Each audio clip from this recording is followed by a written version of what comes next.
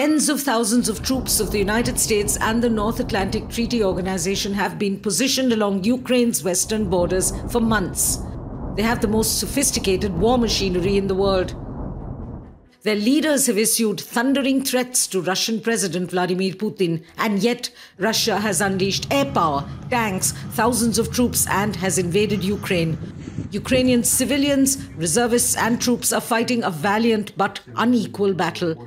More than 100 people, including children, have been killed. So where is NATO? Why isn't it fighting back? Lieutenant General Hasnain and Lieutenant General Shokin Chauhan of the Indian Army have decades of experience dealing with cross-border insurgencies and full-fledged wars. In an exclusive conversation with Times Online, the generals provide the answers. Russia has invaded Ukraine. More than 100 persons, including children, are dead, more than 1,000 injured. The small Ukrainian army is fighting the Russian juggernaut. Thousands of US and NATO troops are present on Ukraine's western borders, and yet NATO says they can't enter Ukraine. What else can it do against Russia? One of the things is proxy war. Now, Iraq was a typical hybrid war. Today, this term hybrid conflict is being used in this parlance of Ukraine, Iraq, Kashmir, all over at the moment. It's not something new. It's been there before, but it's been given a new fillip, basically because of developing technologies, particularly in the field of information technology, right? The ability to pass your messages quickly, the ability to convey messages to a mass population, mass communication methodologies. For example, if you're seeing yesterday's photographs, the Russians are using it very, very effectively. 5 helicopters over Kyiv, showing them in a surveillance kind of a mode. And this photograph is being shown to the world. It is being shown to the Ukrainian population to see how powerful Russia is, right? So imagery is very, very important. The Iraqi model can be played out in Ukraine quite effectively. There is effective Ukrainian nationalism today, right? And the Ukrainian president has promised that, in fact, he's advised his nation to go ahead and fight to the last. NATO has huge numbers in the case of cruise missiles, standoff weapon systems. So the first thing that NATO would do if it was hitting Russia, it would hit them with standoff missiles and a huge cyber attack. Russia has great resources, but in comparison with NATO countries and America, Russian resources are simply not there. In case you did do something, you would start with standoff weapon systems. You would start with isolation of Russian cities. You would start with hitting the Russian vital areas, vital points. And you would use your Tomahawk missiles, you would use your cruise missiles, you would use your cyber capabilities to totally isolate Russia from the rest of the world. We cut off their internet, and et cetera, et cetera. NATO has huge ability to get in their ground troops, get in special forces. They could airdrop special forces in places where Russian army is isolated, in places where they have overextended themselves, especially in the case of Ukraine. In case this was to last longer, this war was to last longer, then many isolated Russian troops could be encircled and hit. But NATO will do none of that. It says it cannot enter Ukraine because it's a non-NATO country. That rings hollow. It didn't think twice about going into Iraq and Afghanistan, also non-NATO countries. So why the hesitation over Ukraine? No one wants to get involved in it because they know what is going to happen at the hustings otherwise tomorrow. How are they going to manage their own electoral scenarios? All these are democracies. After all, so what is going to ultimately happen in their electoral scenarios? Secondly, everyone has realized that conventional war is a very, very expensive thing. See what's happened in Afghanistan. I mean, the estimates range from $1 to $3 trillion.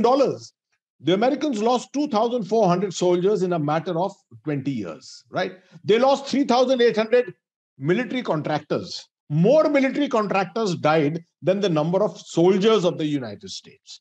So it is a question of attempting to outsource war. Conventional operations is being looked at as outsourcing more than anything else. So no one has this kind of stomach today to fight conventional wars. That is what Putin has taken advantage of. Could they do it? Should they do it? And if they do it, what might happen? If it's a much weaker opponent, Americans would have cobbled up, as they did against Iraq, as they did in Afghanistan.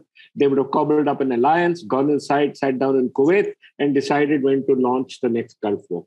Is NATO ready for war? If you were to look at the larger countries of NATO, let's start with the US. US have moved a total of 3,000 troops to Poland. 3,000 is a brigade. Germany is not ready to fight at the moment.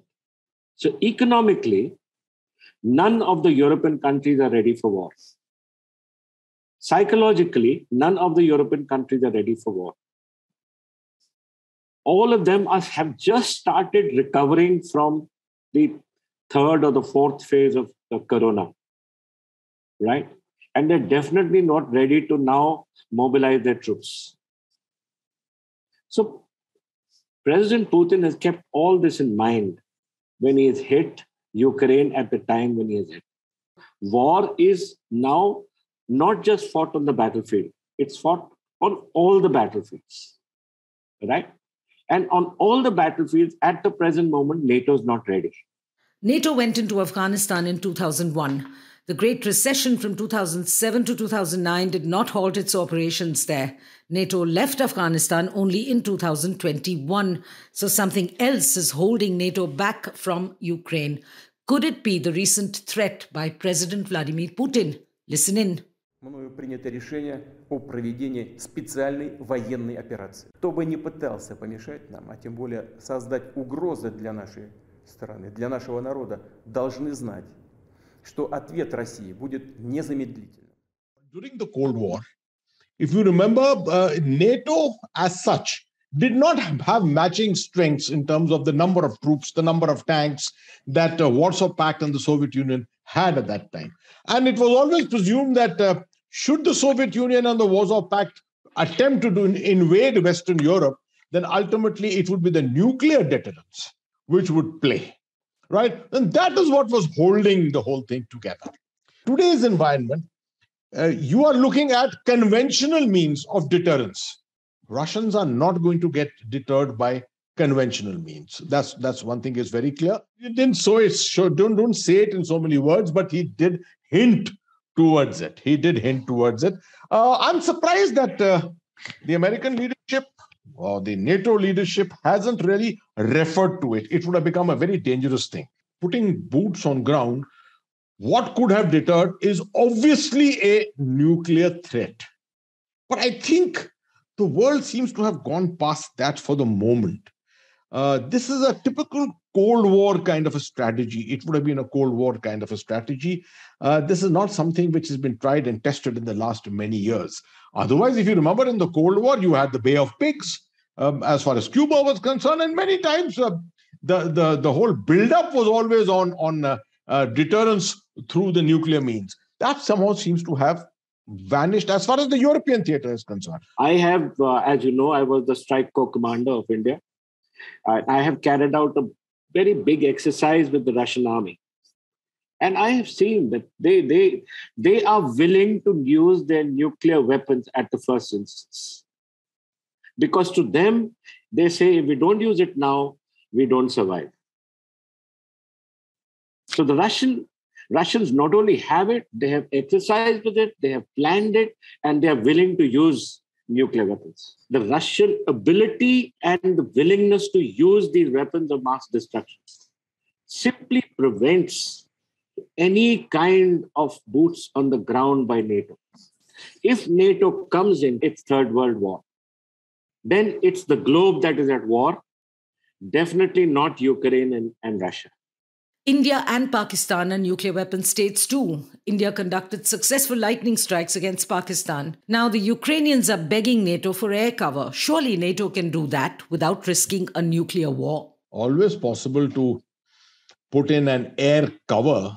But for that, you got to, besides putting up missile silos here and there, you will also have to fly physically over that terrain. And in the case of the Air Force, the moment the Air Force crosses the boundary, it is war. For example, we struck at Balakot, but we decided that we will not go back. We will not repeat it. at that time, right? So that was not an act of war, and we went clearly against a target which was supposed to be it was a terrorist target. As far as the air is concerned, Russia is in total control. I don't think NATO would risk doing a thing like this, because the moment you extend, you put your neck out and you start giving this kind of security cover, there's bound to be a contact. And if that happens, then there is war. The Balakot strikes were not in Kashmir-held Pakistan. It was on mainland Pakistan, the airstrikes. But we worked it out in the system that Pakistan may not or should not react with nuclear weapons for this particular thing because of a whole host of other issues. We kept it below a certain threshold. With Putin and with NATO, there is no such threshold. There's absolutely no threshold. That if you come inside Ukraine, I will react with the greatest power I have. And keeping that issue in mind, NATO has wisely kept out of Ukraine at the moment. Do you expect a resolution of the conflict soon, or has NATO merely been paying lip service to Ukraine by assuring it protection? Now, with 120,000 troops, the Russians are entering here.